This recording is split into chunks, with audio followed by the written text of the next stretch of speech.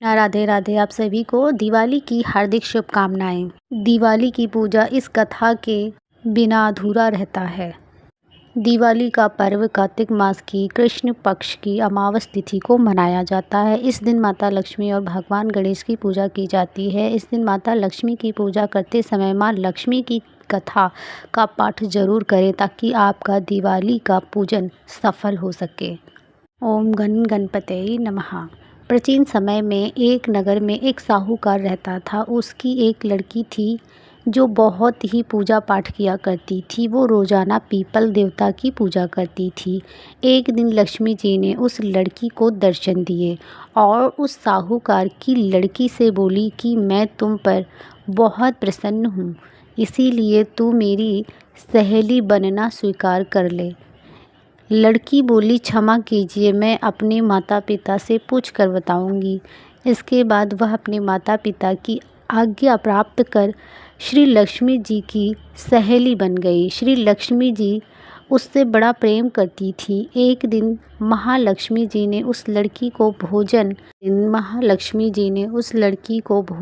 कराने का निमंत्रण दिया। जब लड़की भोजन पाने को गई तो लक्ष्मी जी ने उसे सोने चांदी के बर्तनों में खाना खिलाया और सोने की चौकी पर उसे बिठाया और बहुमूल्य दिव्य दुशाला उसे ओढ़ने को दिया। यह सब देखकर वह बहुत ही भावुक और प्रसन्न हुई। भोजन खत्म होने के बाद लक्ष्मी जी ने साहूकार की लड़की से कहा कि मैं भी कल तुम्हारे यहाँ भोजन पर आऊँगी।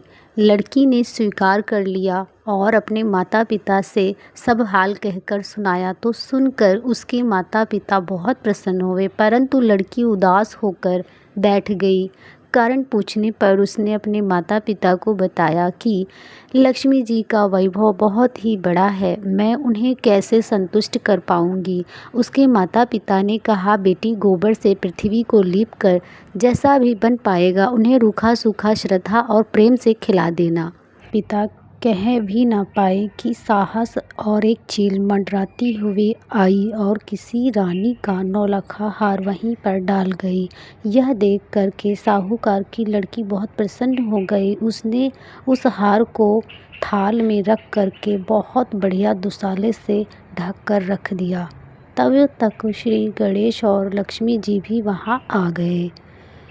लड़की ने उन्हें सोने की चौकी पर बैठाने को कहा। इस पर श्री लक्ष्मी जी ने कहा कि इस पर तो राजा रानी बैठते हैं, हम कैसे बैठे।